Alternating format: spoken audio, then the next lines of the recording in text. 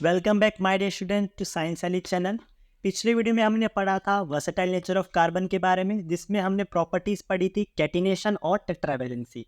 इस वीडियो में हम पढ़ेंगे सैचुरेटेड कार्बन कंपाउंड्स के बारे में और अनसैचुरेटेड कार्बन कंपाउंड्स के बारे में। तो चलिए शुरू करते हैं।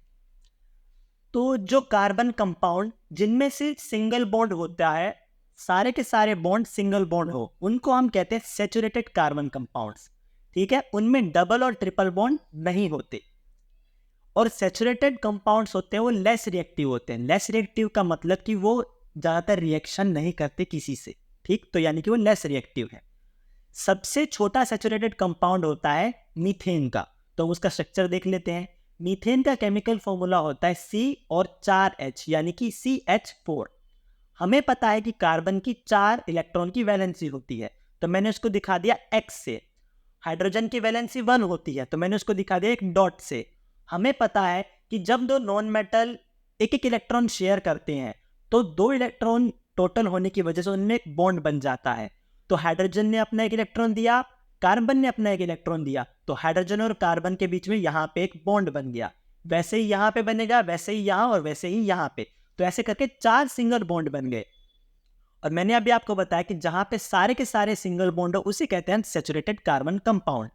इन सर्कल का मतलब होता है कि ये 2 इलेक्ट्रॉन हाइड्रोजन भी यूज कर सकता है, यहां पे भी सेम, और एक कार्बन ये आठों के आठों को यूज कर सकता है। ठीक, अब हमें ध्यान में रखना है कि सैचुरेटेड कार्बन कंपाउंड्स में सिर्फ एल्केन आते हैं। अब एल्केन क्या है? सेम टू सेम हम ये डेफिनेशन लिख सकते हैं कि एल्केन वो है जिनमें सारे बॉन्ड सिंगल बॉन्ड होते हैं। Methane, ethane, propane. मीथेन मैंने आपको स्ट्रक्चर यहाँ पे बताया। इथेन प्रोपेन जब हम आगे इस चैप्टर को पढ़ेंगे तब हम देखेंगे कि इथेन प्रोपेन किन्हें कहते हैं और नाम देना सीखेंगे नोमेनक्लेचर में। ठीक है, आगे अनसैचुरेटेड कार्बन कंपाउंड्स आते हैं। ये वो कार्बन कंपाउंड है जिनमें सिर्फ डबल या ट्रिपल बॉन्ड होता है। एक डबल बॉन्ड होगा तो भी अनसैचुरेटेड, एक ट्रिपल बॉन्ड होगा तो भी अनसैचुरेटेड, एक से ज्यादा होंगे तो भी अनसैचुरेटेड कहलाएगा। ठीक है, और यहां पे ध्यान देने वाली बात यह है कि ये जो कार्बन कंपाउंड है ज्यादा रिएक्टिव होते हैं सैचुरेटेड से। हमने देखा था कि सैचुरेटेड कम रिएक्टिव होते हैं, पर ये जो अनसैचुरेटेड है यानी कि एल्कीन और एल्काइन ये ज्यादा रिएक्टिव होते हैं। ठीक, हम एग्जांपल देख रहे हैं इथीन का। इथीन इन है पीछे, यानी कि इसमें डबल बॉन्ड होगा।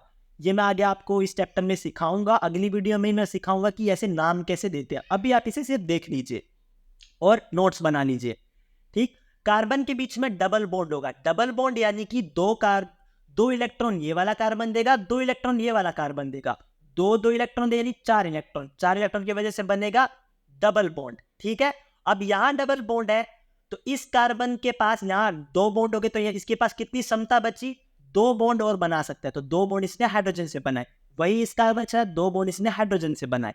ऐसे करके इथीन का स्ट्रक्चर बना। ठीक, अब हम पढ़ेंगे एल्कीन के बारे में, जो कि अनसैचुरेटेड का एक छोटा सा पार्ट है। एल्कीन वो होते हैं ऐसे कार्बन कंपाउंड जिसमें एक या एक से ज्यादा डबल बॉन्ड होते हैं। ठीक है, अगर डबल बॉन्ड ट्रिपल बॉन्ड है तो उस पूरे के पूरे को हम अनसैचुरेटेड कह देते हैं। अनसैचुरेटेड के 2 पार्ट होते हैं, एल्कीन और एल्काइन। जिनमें डबल बॉन्ड हो एक या एक से ज्यादा उन्हें कहते हैं एल्कीन। ये अनसैचुरेटेड होते हैं, जैसे इथीन और प्रोपीन। इथीन का हमने स्ट्रक्चर देखा अभी, ये मैंने आपको बताया था अभी। ठीक है, अब एल्काइंस देखते हैं। एल्काइंस क्या होते हैं? ये ऐसे कार्बन कंपाउंड होते हैं जिनमें एक या एक से ज्यादा ट्रिपल बॉन्ड हो, उन्हें हम कहते हैं एल्काइंस। ये अनसैचुरेटेड होते हैं। एग्जांपल है इथाइन, प्रोपाइन। इथाइन का देख लेते हैं हम स्ट्रक्चर। अब मैंने कहा कि ट्रिपल बॉन्ड है, तो यानी कि 3 इलेक्ट्रॉन ये कार्बन देगा, 3 इलेक्ट्रॉन ये कार्बन देगा, तो इस वजह से 3 बॉन्ड बनेंगे। 3 bond in the sense triple bond बनेगा। अब कार्बन के 3 बॉन्ड यहां बने हुए, यानी उसके पास एक बॉन्ड बनाने की क्षमता है, तो इसने एक बॉन्ड बनाया हाइड्रोजन से। ये वाले कार्बन के भी 3 बॉन्ड है, तो एक बॉन्ड बनाने की क्षमता है, तो इसने एक बॉन्ड बनाया इस हाइड्रोजन से। ऐसे करके इसका स्ट्रक्चर है। इसका फॉर्मूला अगर हम देखें तो क्या होगा? Formula C2H2। और ये इथीन है, इथीन का फॉर्मूला क्या होगा ऊपर? C2H4।